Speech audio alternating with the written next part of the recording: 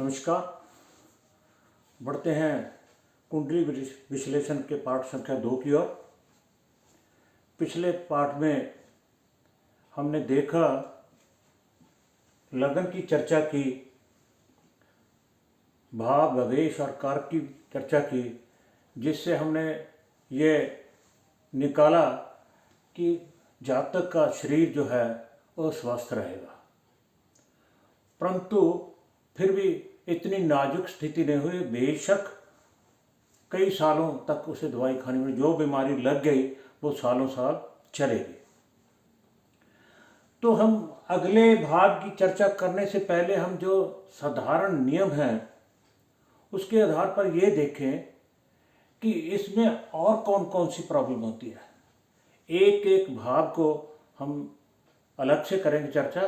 पहले हम जो पिछला पाठ चल रहा था उसमें थोड़ा विश्लेषण को आगे बढ़ाते हैं कि इस कुंडली में कौन कौन सी अच्छी और कौन सी अशुभ बातें हम जातक को कैसे बता सकते हैं, कह सकते हैं।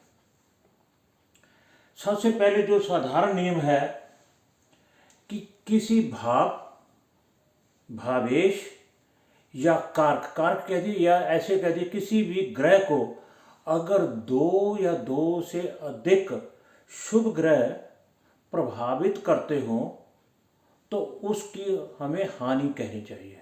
प्रभावित का अर्थ है युति, दृष्टि, कर्तरी, तीनों की बातें कर रहा हूं मैं। भाव पे कोई अशुभ ग्रह बैठा हो, भावेश किसी शुभ ग्रह के साथ युति हो, या भाव या भवेश के ऊपर 2 या 2 से अधिक ग्रहों की दृष्टि हो, या फिर भाव भवेश या ग्रह अशुभ कर्तरी में हो, तो उस हमें फल में हानि कहनी चाहिए। ये हमारे मन में एकदम से आ जाना चाहिए कि इसमें इस बात की हानि है।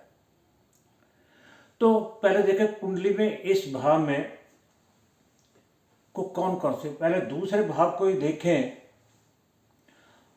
भाव में कोई शुभ या अशुभ ग्रह नहीं बैठा, अशुभ कर्तृव्य नहीं है, मगर 3 ग्रहों की दृष्टियां, क्योंकि बुध अशुभ के साथ अशुभ हो जाता है, सूर्य, शनि और बुध तीनों इस भाव को देख रहे हैं, तो इस भाव की हम हानि कहेंगे। भावेश जो है कमजोर पड़ गया, माफ करना, भाव जो है कमजोर पड़ गया। और इसमें राशि कौन सी है?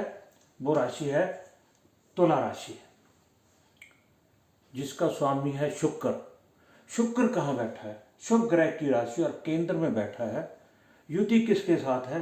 चंद्रमा के साथ। और इसके ऊपर दृष्टि भी नहीं है किसी शुभ, न सूर्य की, न शनि की, न मंगल की दृष्टि नहीं है। बल्कि 1 2 3 4 गुरु इसको शुभ दृष्टि से देख रहा है। तो इसका तात्पर्य क्या है कि भाव जो पीड़ित है, भावेश जो है वो बलवान है। अब इसके कारक की बात करें, कारक कौन है? गुरु तीसरे में है, अशुभ स्थान में जरूर है। और इसके ऊपर एक सिर्फ एक अशुभ ग्रह की दृष्टि। मैंने बोला 2 या 2 से अधिक अशुभ ग्रह हो तो हमें उस ग्रह, भाव या भवेश की हानि करनी चाहिए। तो इसका मतलब क्या हुआ? धन में जो भी इस भाव से, कुटुंब की जिसकी भी बात करें, जिस प्रश्न का भी हम इससे आंसर देते हैं, उत्तर देते हैं, तो उसमें हानि तो जरूर होगी क्योंकि भाव पीड़ित है, मगर फिर भी ठीक रहेगा। अगर हम 100 की बात करते हैं अंक की, भाव पीड़ित है, भावेश और कारक ठीक है, तो फिर भी 66% ठीक है, स्थिति हम ठीक कहेंगे। तो उसके बाद हम अगर तीसरे की बात करें, तीसरे भाव में शुभ ग्रह बैठा है और इसके ऊपर किसी भी अशुभ ग्रह की दृष्टि नहीं है, न मंगल की है, न शनि की है, गुरु खुद वहाँ बैठा है। और इसका स्वामी मंगल जो है वो त्रिकोण में है, त्रिकोण में है, योगकारी भाव में है। तो इस दृष्टि भी नहीं, और वहाँ पे भाव में शुभ ग्रह भी बैठा है, और इसका स्वामी भी जो है पंचम में बैठा है। कारक कौन है? खुद मंगल ही है इस भाव का कारक भी। तो हम कह सकते हैं कि तीसरे की स्थिति भी ठीक ही है। अगर चौथे से हम संक्षेप में बात कर रहे हैं, यानी अकेले हर भाव को अलग से, जैसे लगन की थी, वो अगले पाठों में हम चर्चा करेंगे, मगर आज हम थोड़ा थोड़ा समझाने की बात कर रहे हैं। अब चौथे भाव में देखें, जिसे हम सुख भाव, मातृभाव कहते हैं, इसमें कोई भी शुभ या अशुभ ग्रह नहीं है, और ना ही किसी की इसके ऊपर दृष्टि है। चौथे भाव में भी किसी की दृष्टि नहीं है, और इसका स्वामी कौन है? गुरु। गुरु जो तीसरे में बैठा है, उसके ऊपर सिर्फ केतु की ही दृष्टि है, और इसके अलावा और किसी की कोई दृष्टि नहीं है। ना ही भाव और भवेश किसी अशुभ कर्तरी में है। तो हम इससे संबंधित प्रश्नों के भी आंसर हम पॉजिटिव ही लेंगे। अब बात करते हैं पंचम भाव की। पंचम भाव में दो अशुभ ग्रह बैठे हैं, दो अशुभ ग्रह बैठे हैं, मगर भाव में जो बैठा ग्रह मंगल है वो उच्च का होकर बैठ गया। रूल थे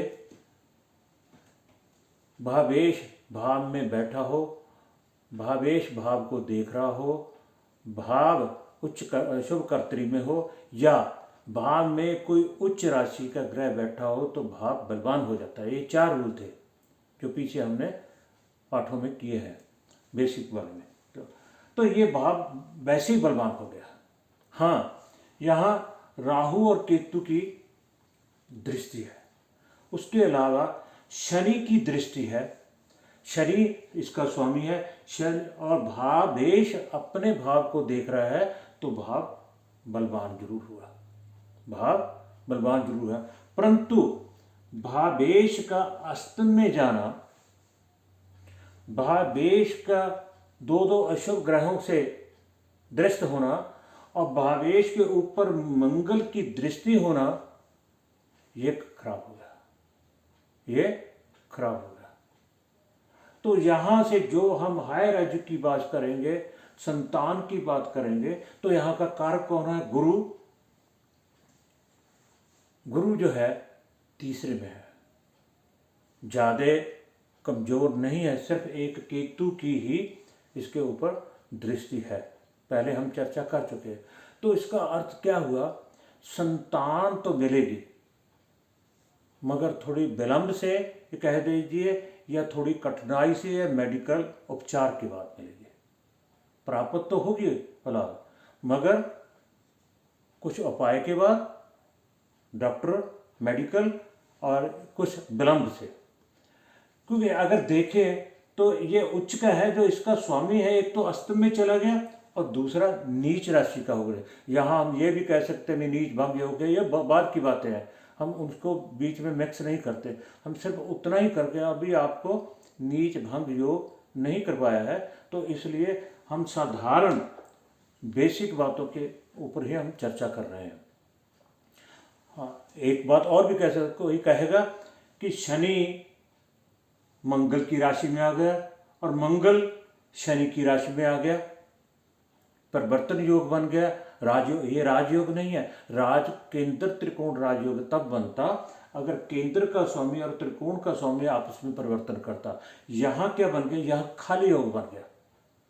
शनि और मंगल का 6, 8, 12 भाव के स्वामी का अगर केंद्र त्रिकोण के साथ परिवर्तन होता है तो खाली योग बनता है, जो कि ठीक नहीं है।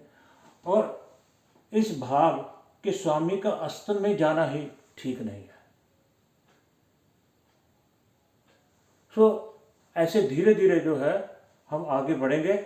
जिस प्रकार हमने ये 5 भावों का विश्लेषण किया, इस प्रकार आप भी कोशिश कीजिए, आगे वाले जो भाव है उनकी चर्चा करने की कोशिश कीजिए। अगर किसी बात की समझ ना आई तो आप फ़ोन कर सकते हैं, मैसेज कर सकते हैं, ईमेल कर सकते हैं, आपको अपने प्रश्नों का उत्तर जरूर मिलेगा। मैं ज़्यादा समय नहीं लेता हुआ अगले पाठ की ओर बढ़ेंगे, जिसमें हम दूसरे भावों की या नुआंस कैसे लगाते हैं वो लगाकर फिर हम आगे भावों की बात करेंगे। इस पाठ में इतना। अगर आपको मेरा ये पाठ लेसन अच्छा लगे तो लाइक, सब्सक्राइब और शेयर जरूर कीजिएगा। आप सबका बहुत बहुत धन्यवाद।